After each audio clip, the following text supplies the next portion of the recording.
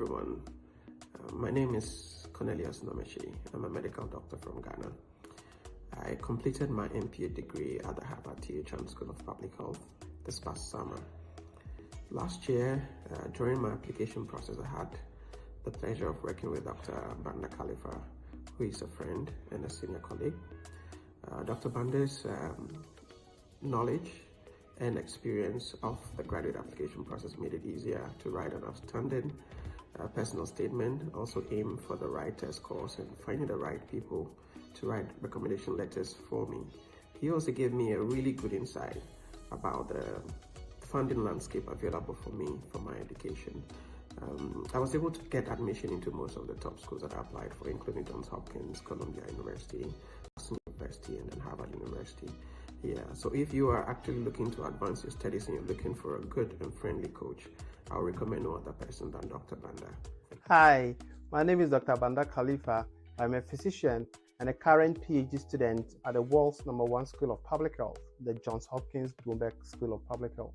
I also earned a dual Master of Public Health, a Master of Business Administration on a fully funded SOMA Scholarship here at the Bloomberg School after gaining admission to Harvard, Yale, Columbia, and the rest of the top schools. So, tell a friend to also tell a friend. Come along with me by subscribing to this channel as I share all the techniques and strategies for putting together a strong application package and hear from experiences from some of the most successful international scholars. I'll also invite program directors, admission committee members to share insights into what it takes to get into their program. Hi, my name is Sharon Kabo, and I'm a medical doctor from Ghana and an incoming dual MPH MBA student of the Johns Hopkins School of Public Health. Graduate school application can be very stressful without any help. During my application process, I was very fortunate to have Dr. Banda Khalifa as a friend and a mentor to help me through it, from the selection of my schools to my recommenders, and even throughout the SOPAS process. He helped to review my resume and my statement of purpose. This helped me to present a very strong application and gain admission into most of the schools that I selected, including Columbia University, Brown University, and Johns Hopkins School of Public Health. I would like to recommend his YouTube channel to you. Kindly tune into his channel. If you're yet to start the process, or you have started the process and you're finding some difficulties, his advice and his tips will help you to be able to present a strong application and hopefully gain admission to the school of your choice.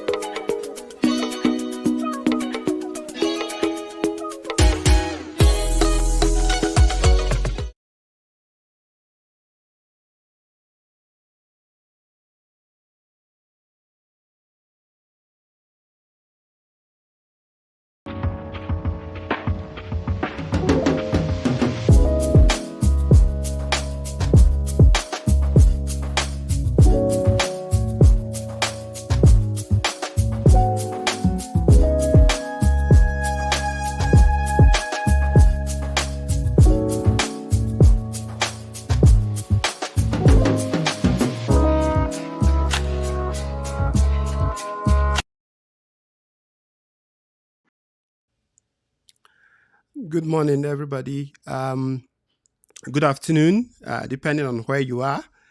It's exciting to be with you again on this episode of the Scholars Table. My name is Dr. Banda Khalifa. I'm your host. I'm a PhD student at the Johns Hopkins School of Public Health.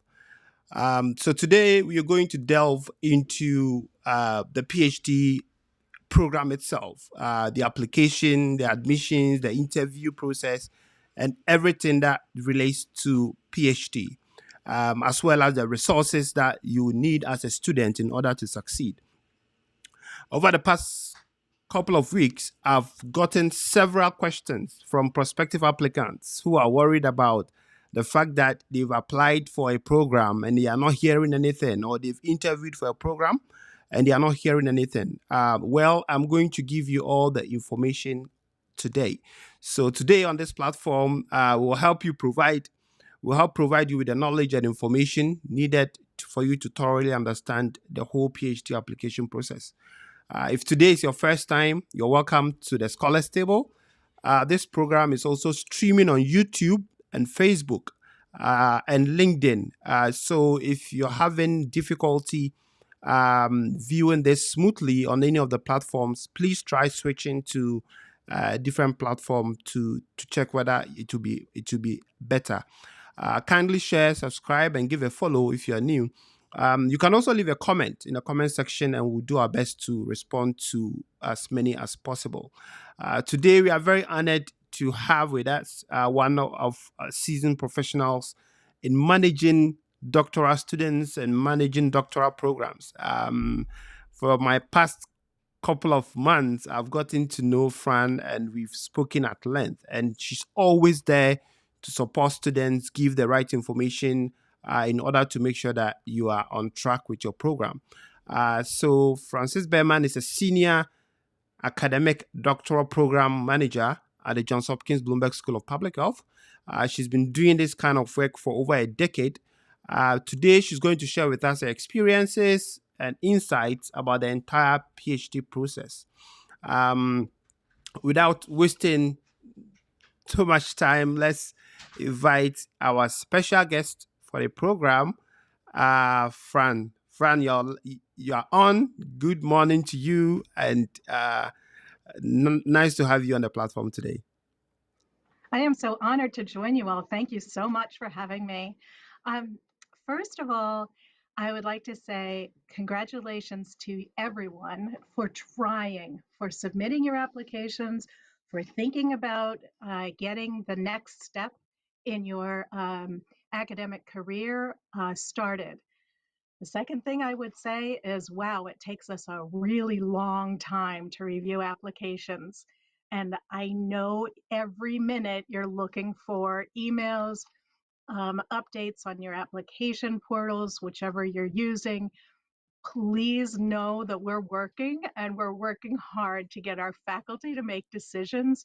But boy, does it take a very, very long time. And we know that, and to try so hard to be patient. As Banda said, I am an academic program manager at the Johns Hopkins Bloomberg School of Public Health, the Department of Epidemiology. So I can only speak to my experience over 30 years working with applicants to all of our programs, and especially our doctoral students and applicants. Mm-hmm. Great. I mean, today we want to keep it very interactive. So we'll go through a couple of discussion topics, and then I'll leave the rest for our viewers. Some of them are watching from Pakistan. We have Bangladesh. We have Ethiopia. We have Ghana. If you're watching currently, tell us where you're watching from. So we have about 25 people watching on YouTube, almost 35 on LinkedIn, and almost 20 on Facebook. So, Fran, let me start by asking, I mean, you've told us a bit about your background. How long have you been working in this capacity at the school? So I started off in the admissions office, and I did that for about 10 years. And I've been working in the Department of Epidemiology now for going on 25 years. Wonderful. Wow. So, I mean, it means that you've gone through, you know, what it takes for admission decisions to be made and all that. Right. So today's session is a few different chairs of our departments as well. Yeah, that's going to be a very interesting conversation. So, I mean, in summary, can you give us a gist or describe to us the admission process, especially for doctoral students, and, you know, some of the factors that really goes into making these decisions? Sure, thank you. That's a great question. So we know that everyone is applying. They're trying their hardest with all of their academic preparation, whatever that may have been. And so we know that everyone has taken the academic courses that they were supposed to do for their undergrad programs. Many students have also completed their master's programs at well-respected universities around the world. And that's the hardest thing, is recognizing that everyone has done their very best and is coming to us saying that they must apply, they must get in. And so we appreciate that. What goes into the applications is really looking for the strongest applicants overall. Can you still hear me? Yes, I can hear you. Okay, Yeah. I'm going to need to switch off of my microphone. What other things that go in? We want to see that you've had some work experience with programs outside the United States. Since so many of you have experience working overseas, that's fantastic. Many of our applicants tend to be physicians who have handled their own clinics overseas, and then are coming here to the States and saying, well, I'm much more qualified Yeah. than other students. How come I'm not getting into my top schools? Yeah, that's hard. That's really difficult. We want to see that you've had some experience in the field of your interest. So if that is working in policy, if that's doing research, we'd like to see that you have some experience in what you intend to do here. Great. Does that make sense? Yes. I mean, that makes a lot of sense. So, work experience is one. Your whole professional background is also taken into account before these decisions are made. Can you hear me, Fan? Now I can, yes. Okay, great. Yeah. Yes, So I can. okay, great. So from the time that applicants put in the application to the time that they get interview and decisions are made, can you take us through like the timeline What's for happening in the magic box? Yes, what's happening behind Sure. the scenes? How long does it take for someone to get a response? Yeah. So unfortunately, we time our application deadline at the end of our academic term. So our faculty who review applications are also finishing up their classes. Okay. So to get them to stop what they're doing in class and read applications is a little difficult. In our department, every single full professor, associate professor, and assistant professor are enlisted in reviewing applications. So there's not, some of our other departments at the school have just 5 people reviewing applications or 10 people reviewing applications. We spread it out around 60 or so different faculty members. Everyone gets a chance to see what the applications are like. They get to say, oh, wait a minute, this person would be fantastic. And they can push that all the way through the process. So it's more equitable among the faculty. There's not just 3 people making decisions, but it does mean that we have to wait for them to come back from the holidays and then start reviewing applications. To that reason, I might suggest we move the application deadline to January, since December 1 is early for you all and difficult to get faculty attention. So in 2 weeks in January, the faculty review all of the doctoral applications. That's 300 to 400 applications in just our department, in one school of public health, in one program. And so if you think about it, that's, 60 or so, if you're in public health, 60 or so public health schools or programs, as many faculty as possible trying to review applications in that 2-week program, 2-week timeline. Yeah. And then after that, they tell our admissions committee who they're going to try to move to the next step to interview. Our admissions office wants us to get decisions out as quickly as possible. Unfortunately, that means that people hear that they're not called for interviews before the others hear that they are called for interviews. And so we held application decisions until after individuals were called for interviews so that everyone would hear about the next step together. Okay. And then the interviews are scheduled by assistants, maybe professors, et cetera. And those interviews happen as quickly as we can get them. I'm hearing that the interviews are almost finished. They need to be finished this afternoon. Okay. And the track directors, all of our different areas are going to rank their selections. We do the final review, and then the final selection for our department anyway is next week. Wow, And that's close. students will hear, students will hear on Valentine's Day. Great. So, I mean, so it means that the process is really extensive. You spread applicants across multiple reviewers or faculty members.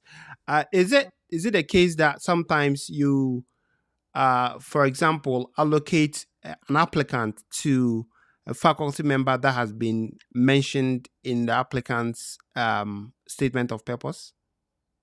We try to do that, yes, so that the student who wants to work with an applicant is reviewed by, who wants to work with a faculty member is reviewed by that faculty member. Okay. At Hopkins, we've got so many faculty that are doing different research, but there's research teams. And so if we don't get that particular person, we've got somebody else on their team or somebody who's well aware of the research.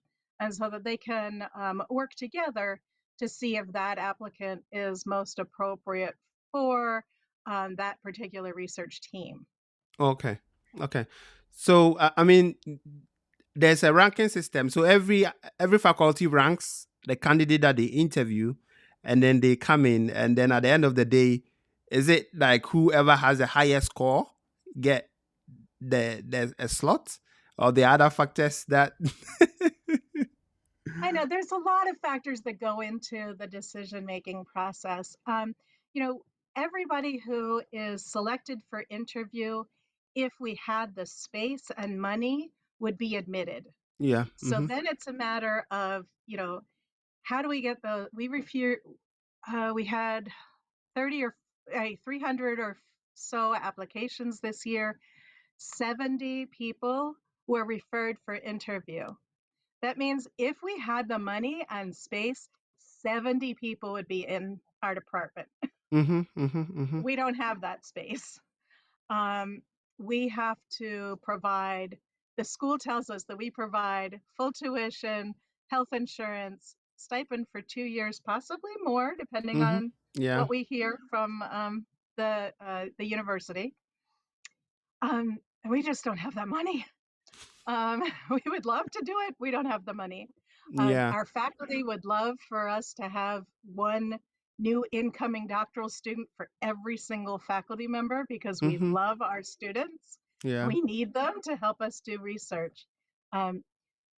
So then we have to really figure out whose qualifications will and whose background requires them to have a doctoral degree. Okay. We get, in order to be successful in their career step. So for instance, we have we all know our admissions committee reviewed like 3 candidates, for instance, that were so overqualified that it would be dramatically different to bring them in because they're at the faculty level, but they still applied at a doctoral level. And so Wow. we're like, you can't be a doctoral student. We can't teach you anything else. You already know what you need to Okay. succeed. Mm-hmm. So ridiculously, we couldn't admit them because this isn't the right step in their career path Yeah. for them. And perhaps you know that well. Oh, wow. I'm I mean, not sure that's what we're able to teach you, Amanda. yeah.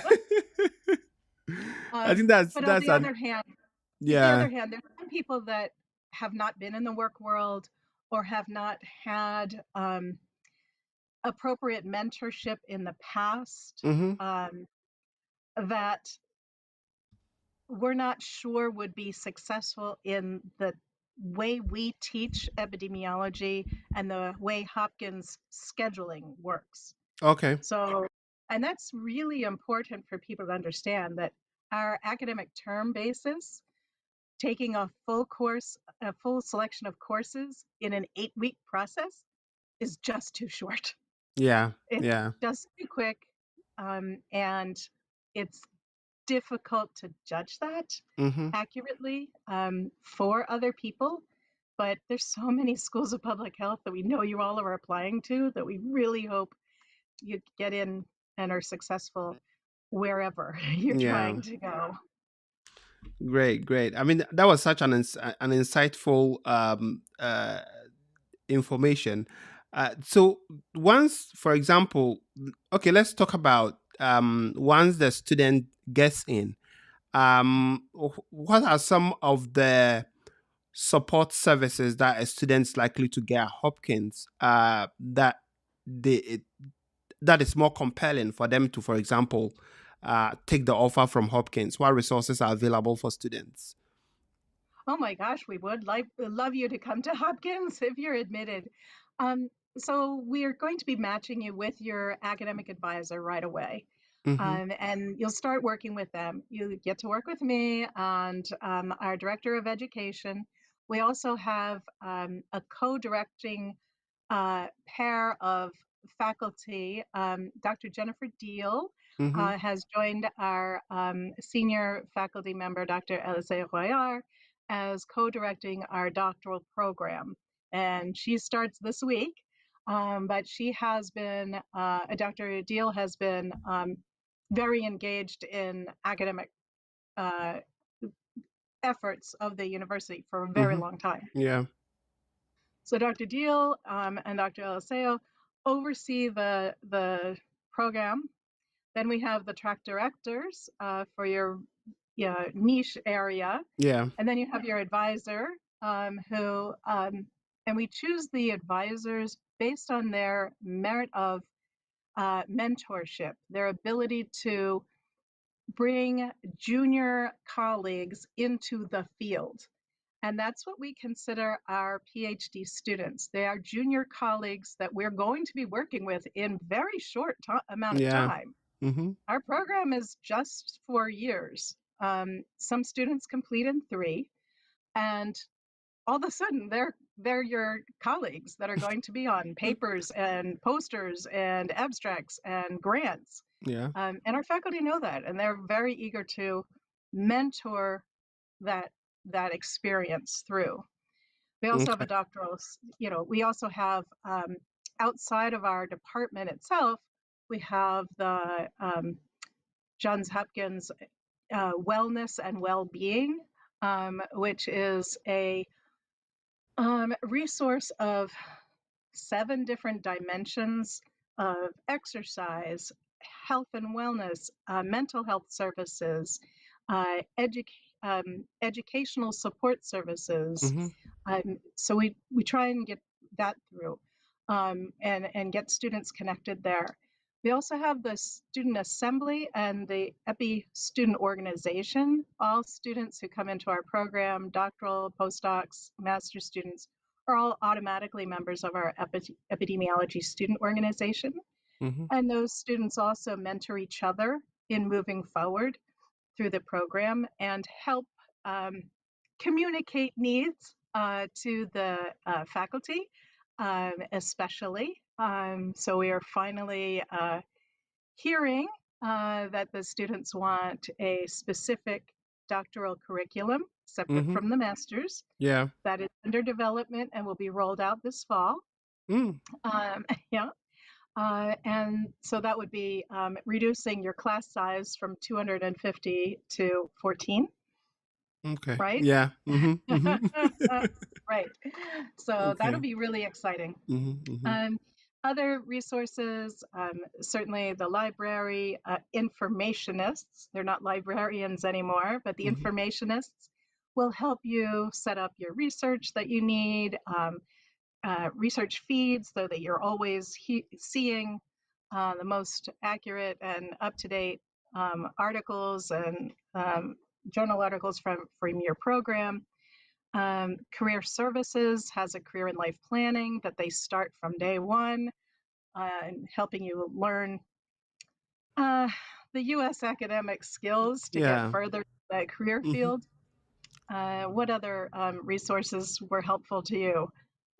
Yeah, I mean, that's like there are several, centers you can lean on. There are several student organizations that really provide, support, and the faculty is such an incredible, people that you can always reach out to if you need any assistance, and that's something that I found it starkly different from where I trained. The reception of the faculty is really amazing. Now I That's want to really talk hard to about. communicate. I was going to say that's really hard to communicate to people that Yeah. our Mhm. faculty actually want to work with the students. Yes. Um, they welcome student input and Hmm. advising, and they really want to talk to you. Um, the other thing is that some programs require you to stay with just your academic advisor from day one Yeah. to graduation. We have a lot of faculty. Hmm. We have so if that first match isn't working, you can change advisors with Yeah. no problem, no resentment, no concerns, no bickering or whatever, no undercutting. Our faculty are like, hey, here you go, have your advisee.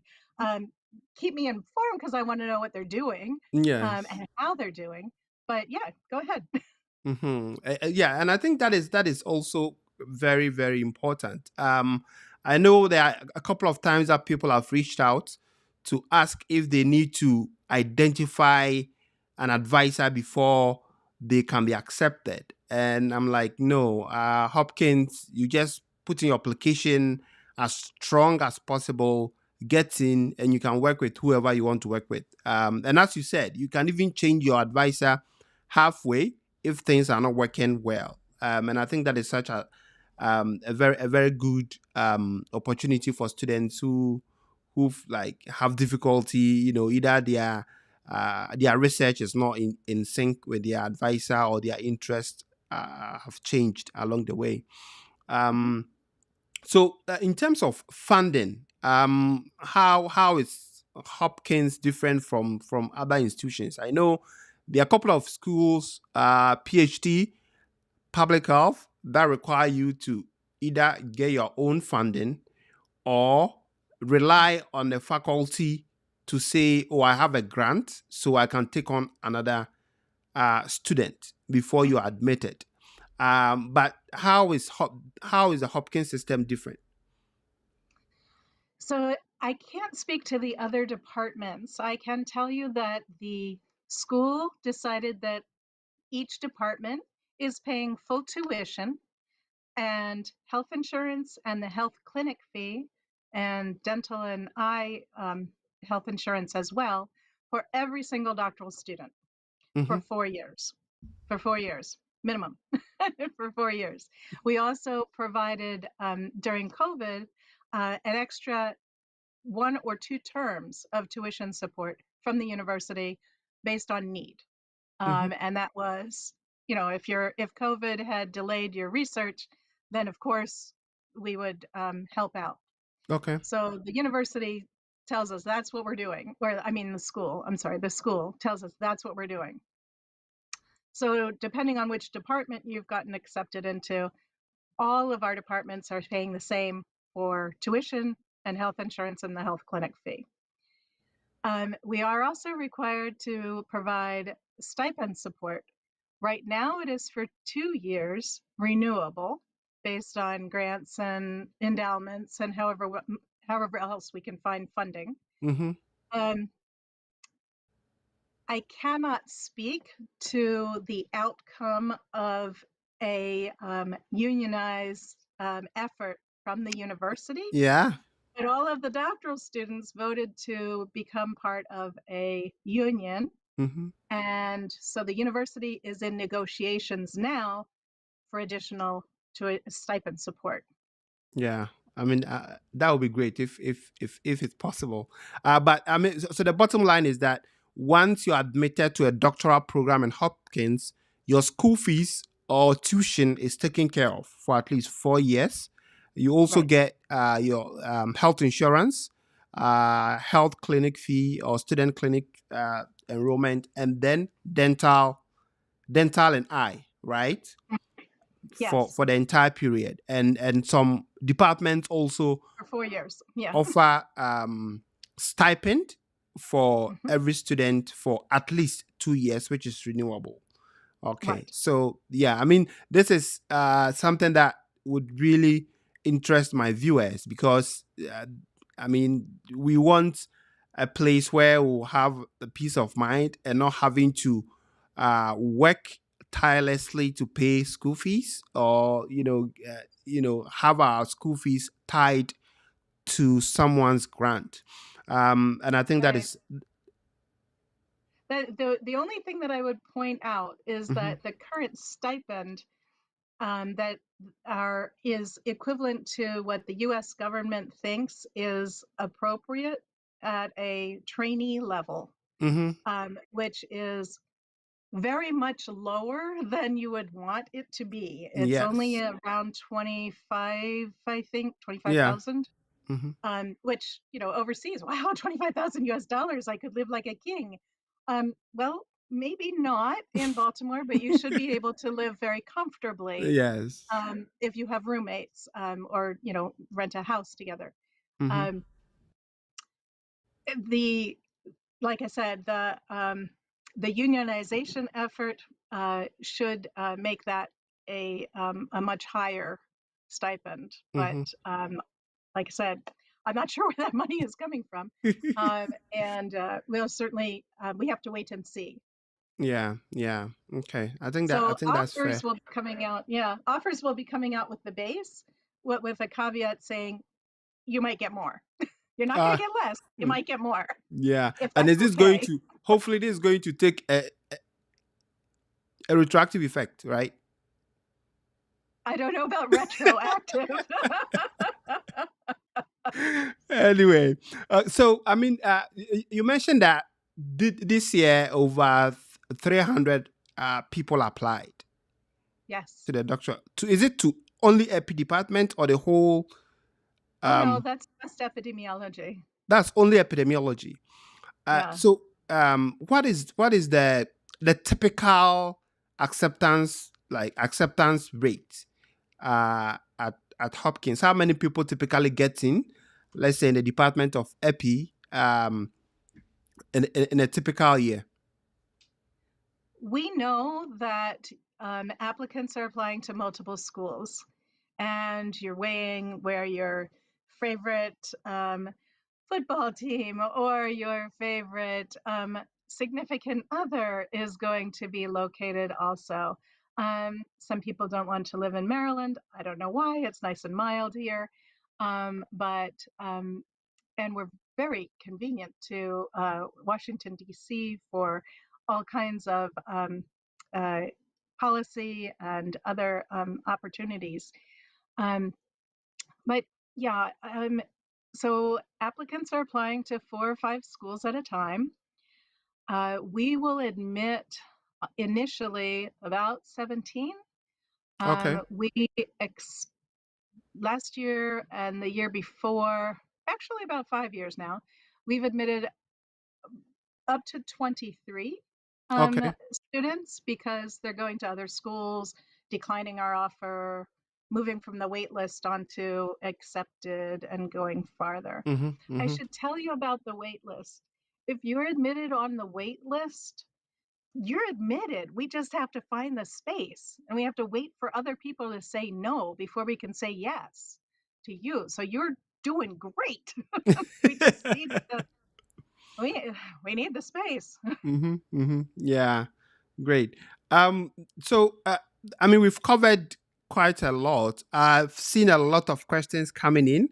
I would want us to dive into some of the questions that our viewers are asking. So let's take a couple of questions from LinkedIn. Please. Probably let's start from YouTube. This one says I'm watching from the UK, from Uganda.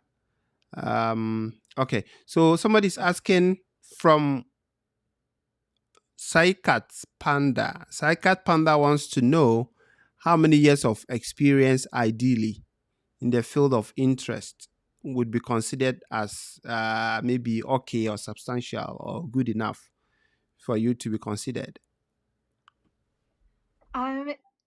Both the years of experience and the kind of experience are Mm-hmm. evaluated. Mm-hmm. But we do want to see that people have the maturity of at least 1 full year of work experience. That works out to normally about 3 years of work experience, depending on the class, although Mm-hmm. some students have impressed our faculty and come right out of university without additional work. It depends on the kind of work that you've done already. Okay.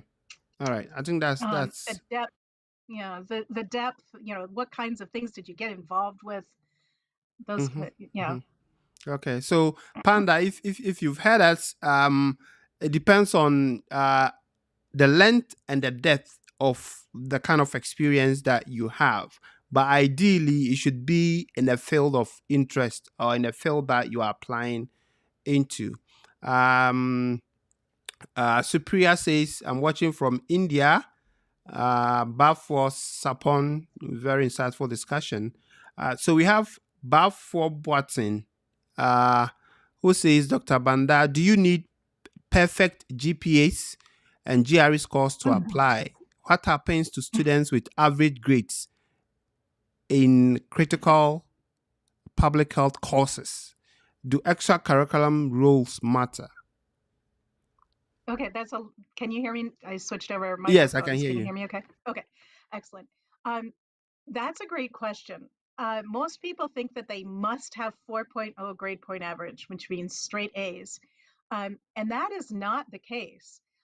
We accept people who have a grade point average anywhere from 3.0, 3.3, all the way to 4.0, which means B average actually can be admitted, and that's fine. Yeah. We have a lot of students from engineering schools, and that's the highest grade they give. And so that's fine. We understand that with grading schools, with different grading systems. We don't want to see a lot of C's. We want to see that you can handle coursework at the university level, and certainly biology, not so much chemistry, but don't fail it. So biology, pre-calculus, calculus, those are the most important courses for getting through our program. But certainly an understanding of geopolitical situations, an understanding of history. We have art majors, we have music majors. Just as long as you have the biology, another science, and some very strong skills in math.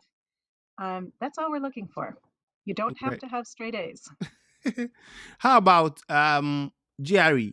Is GRE still We don't required? require it. Yeah. No. So you don't need GRE to apply for a doctoral program at the Department of EPI to. Actually, for most programs in the School of Public Health, you do not need the GRE any longer. Okay.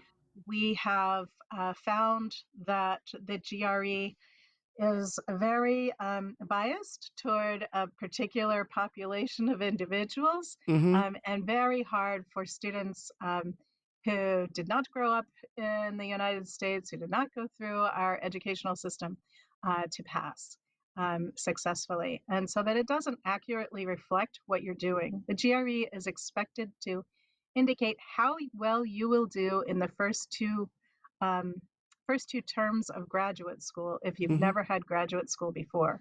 And Okay. that's not appropriate for what we do here at the School of Public Health. Great. I mean, that is an important explanation for people to understand why the GRE system is being waived across multiple schools. Mhm. We'll take one question from Sarah. So Sarah wants to know, my question is, can one with public health work experience and Master of Public Health degree without clinical background able to be selected? Sure, why not? That's exactly what the kind of student we're looking for. It's possible that your Master of Public Health and your public health work experience would better qualify you to the DRPH, the Doctor of Public Health, rather than a PhD. Mm-hmm. The PhD, the Doctor of Philosophy, is really looking for folks who have had academic research experience, but it depends on how you want to use your knowledge in your career. Yeah, right. And I mean, I can attest to this fact. So my current cohort, I'm the only one with like an actual clinical background. Some of them are coming from humanities, some, communication background, basic sciences, and the rest. So you don't have to be, or you don't have to have a clinical background before you can be considered. Anita says, I don't want waitlist. Well, given the option of waitlist or rejection, I think you want the waitlist. Yeah, But certainly. yeah, we, understand that everyone wants to be admitted. I know. Mhm. Yeah, and there's one question from Esther that I think I'd also wanted to ask. Mhm. I know we've answered the first part. Esther, GRE is not required for a public health doctoral program or master's at Hopkins. So credential evaluation, I know probably they would have to do it, the WES Yeah. evaluation. Mhm. Okay. And then it says, in case we do not yet have our master's certificate, can we still apply while waiting? So if someone is in a master's program and they are not done yet. Oh, yeah. Yeah. Mhm. Certainly. We have a lot of applicants who are finishing up their master's degrees. They've worked a year or two before doing their master's program, and they want to go straight into their doctoral program from their master's degree. Definitely. We have a lot of a lot of applicants in that situation. We just need to make sure that at the end of your master's program, that you send us your final certificate of completion. Your admissions to the school is contingent upon completing any prior degrees that you may be enrolled in. Okay. So yeah, so if you've started your master's program, you can still apply, but you have to ensure that by the time you are being By the time enrolled. August rolls around, the end of August rolls around, you're finished and ready to Yeah, start a new your program. degree, your certificate is ready. How about I know for some programs, students who don't have masters can join directly into a PhD program. How common is it in Hopkins? I know like most people coming in almost always have some form of masters, especially, I mean, in the Department of Epi. I don't know when we've, how often or how likely the department is to, will admit someone who has no masters straight from the bachelor's level. It depends on the field. Most of the hard sciences will admit people right out of undergrad. And so our genetic epi program, genetic epidemiology, has been the most successful in admitting students right out of undergrad because they've had, their biology or genetic epi background is strong enough to prepare them for graduate level training. And the geneticists really stay in the field, in academia. That seems to be the only area. We had one student in cardiovascular and clinical epi, but for the most part, students are coming in with master's degrees. Okay. Yeah. So for fields that are basic science focused, as you said, cancer epi and the rest, you can apply with. You have a chance if you apply straight from the bachelor's. Okay. So I would like to take. I mean, someone is asking if a physician assistant can apply directly to a PhD program. I'm not sure. Yeah. So it's the same. I think it's the same answer that we gave. If you're applying to for example, a department like EPI, you may probably would want to consider having your master's first before you apply. Yes. And okay. So someone, unfortunately, I cannot read his name. It's in Chinese or maybe other language. May I know how much percentage do interview and application documents account for the success of being admitted? I don't know if there's an actual like number to it. Yeah, we don't quantify the paperwork versus the interview.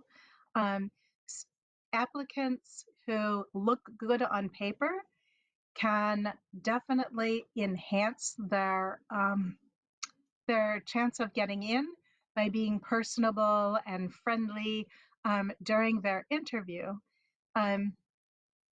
Applicants that our faculty feel would be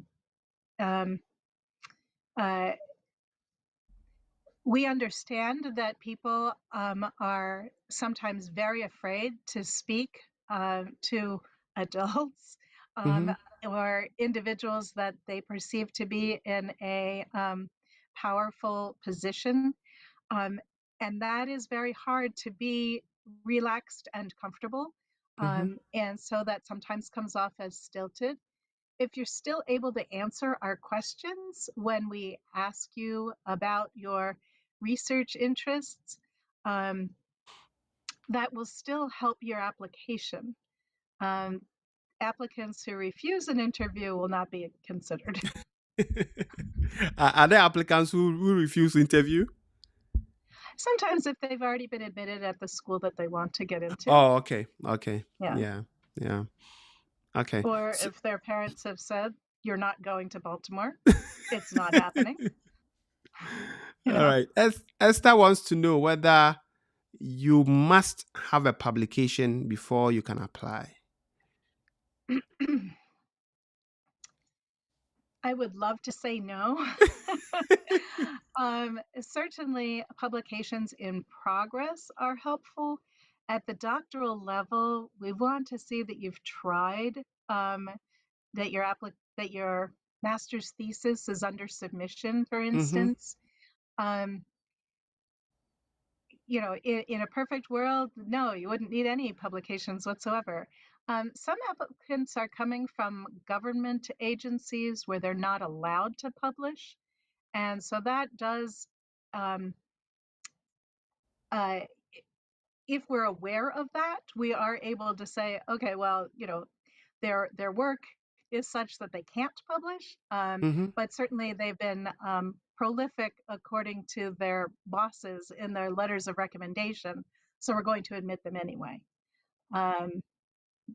Your statement of objectives or statement of purpose does show us your scientific writing ability, and so we do use that as examples if we can't find a publication. Okay, great. Well, somebody's asking me to go to LinkedIn and ask questions from LinkedIn. So what are questions we'll be looking Fine. at from YouTube and Facebook. So this is from LinkedIn. We have Tarafda. So Tarafda, wow, that's a loaded question. So Tarada says, Okay, I'll try. Yeah, I had two questions. Does the student applying at the beginning of the cycle enjoy any priority? No. Okay. No. Yeah. We have applicants who submit their application back in September, or applicants that submitted on December 2nd. All of the applications are reviewed for doctoral programs are reviewed at the same time. Okay. So our faculty don't necessarily know how to look for when you submitted your application.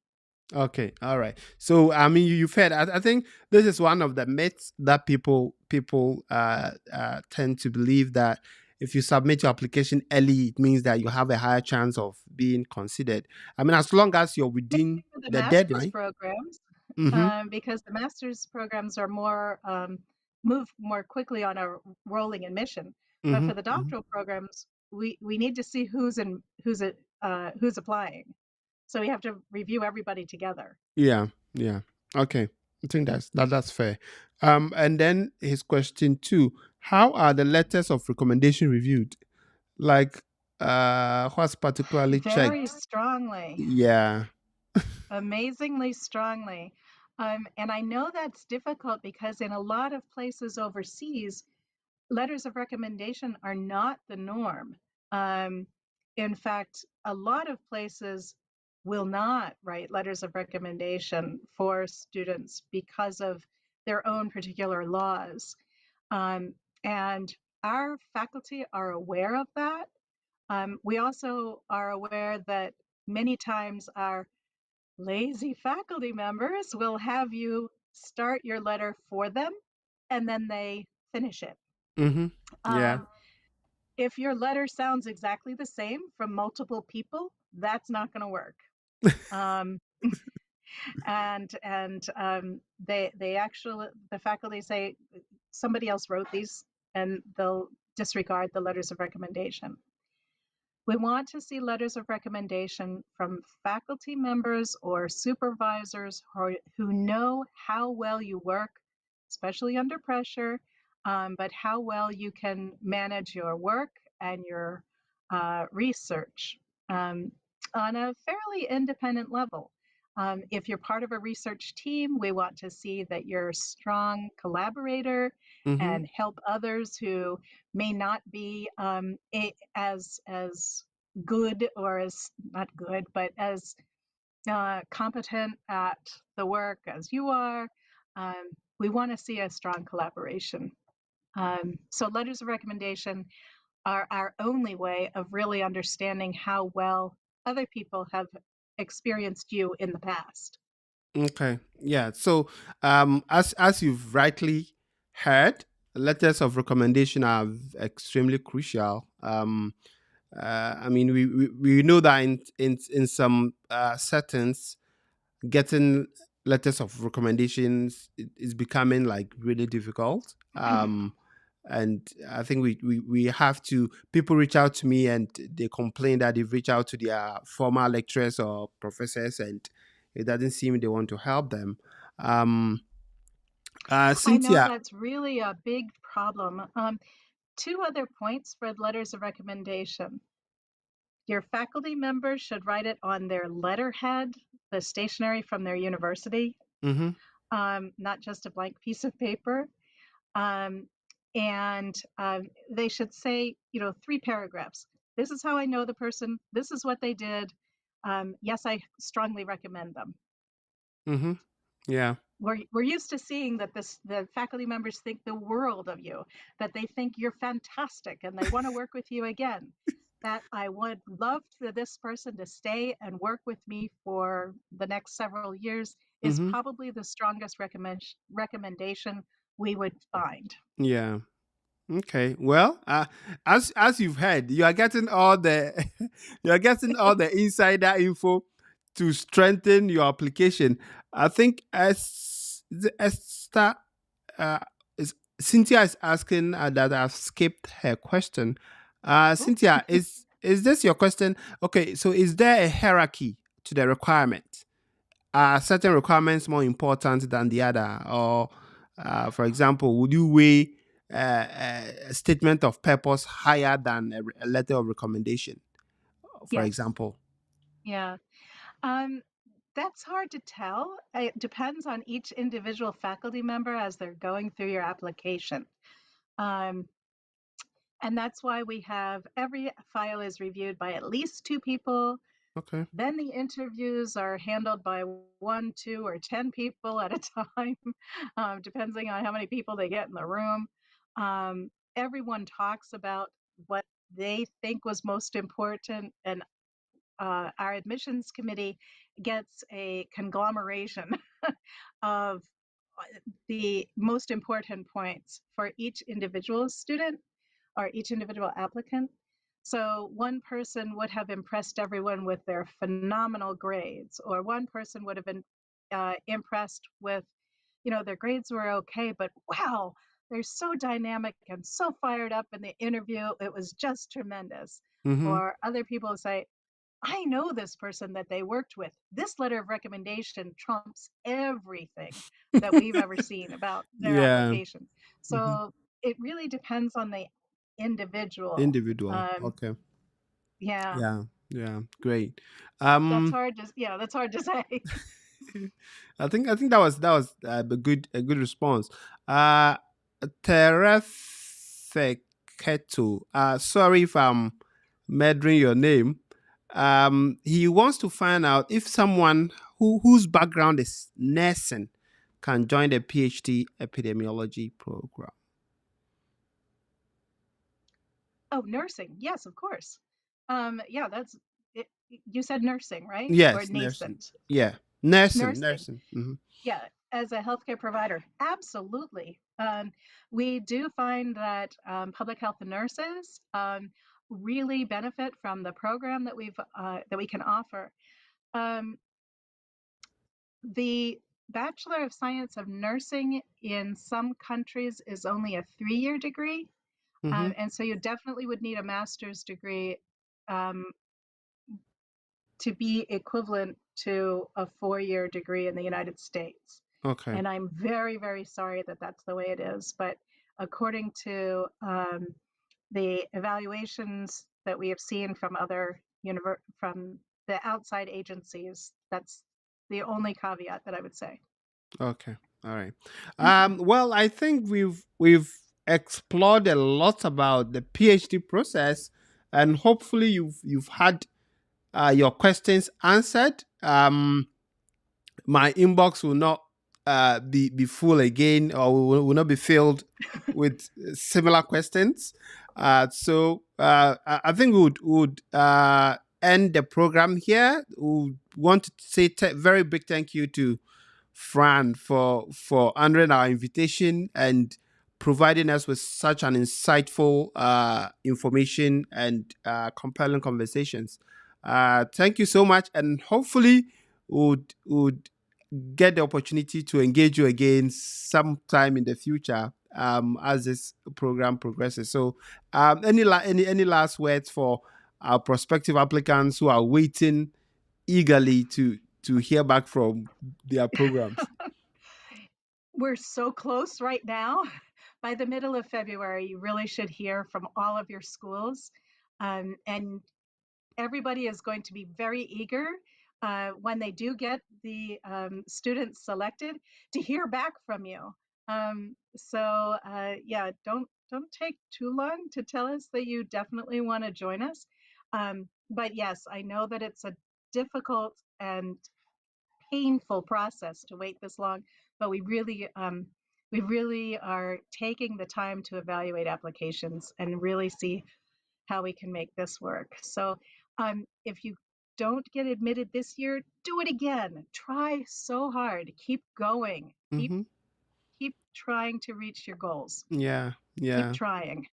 yeah. Thank you so much. Thank you so much for your time, and hopefully we'll get to have this conversation again. So Sure, of course. thanks, and Glad to be here. have a rest of your day. Good. Great. Thank you very much, everybody. Bye. Bye.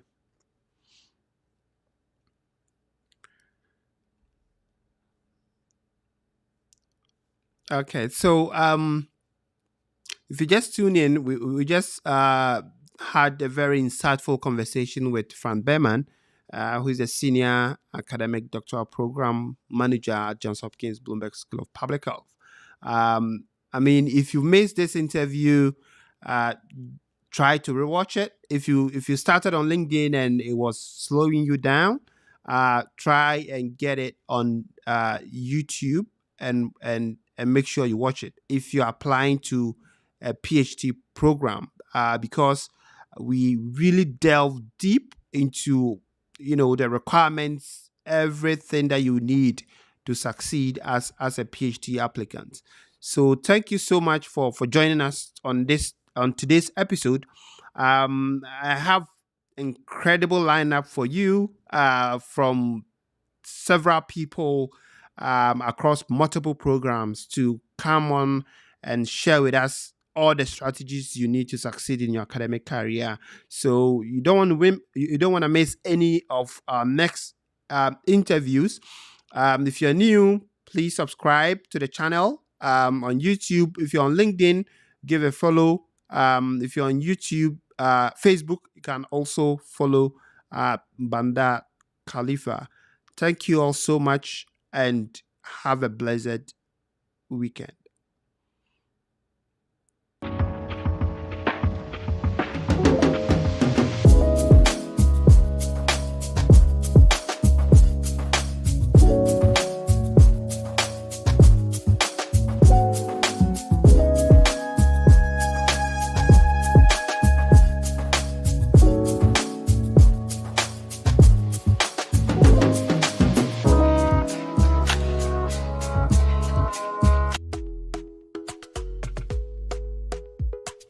Hello everyone, my name is I'm a medical doctor from Ghana. I completed my MPA degree at the Harvard T.H. Chan School of Public Health this past summer. Last year, during my application process, I had the pleasure of working with Dr. Banda Khalifa, who is a friend and a senior colleague. Dr. Banda's knowledge and experience of the graduate application process made it easier to write an outstanding personal statement, also aim for the right test course and finding the right people to write recommendation letters for me. He also gave me a really good insight about the funding landscape available for me for my education. I was able to get admission into most of the top schools that I applied for, including Johns Hopkins, Columbia University, Boston University, and then Harvard University. Yeah, so if you are actually looking to advance your studies and you're looking for a good and friendly coach, I'll recommend no other person than Dr. Banda. Hi, my name is Dr. Banda Khalifa. I'm a physician and a current PhD student at the world's #1 School of Public Health, the Johns Hopkins Bloomberg School of Public Health. I also earned a dual Master of Public Health and Master of Business Administration on a fully funded SOMA Scholar Scholarship here at the Bloomberg School after gaining admission to Harvard, Yale, Columbia, and the rest of the top schools. So, tell a friend to also tell a friend. Come along with me by subscribing to this channel as I share all the techniques and strategies for putting together a strong application package and hear from experiences from some of the most successful international scholars. I'll also invite program directors, admission committee members to share insights into what it takes to get into their program. Hi, my name is Sharon Kabo, and I'm a medical doctor from Ghana, and I'm incoming dual MPH MBA student at the Johns Hopkins School of Public Health. Graduate school application can be very stressful without any help.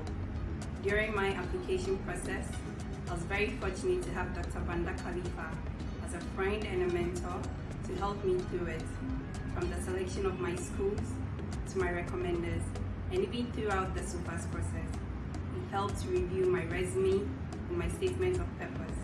This helped me to present a very strong application and gain admission into most of the schools that I selected, including Columbia University, Brown University, and Johns Hopkins School of Public Health. I would like to recommend his YouTube channel to you. Kindly tune into his channel.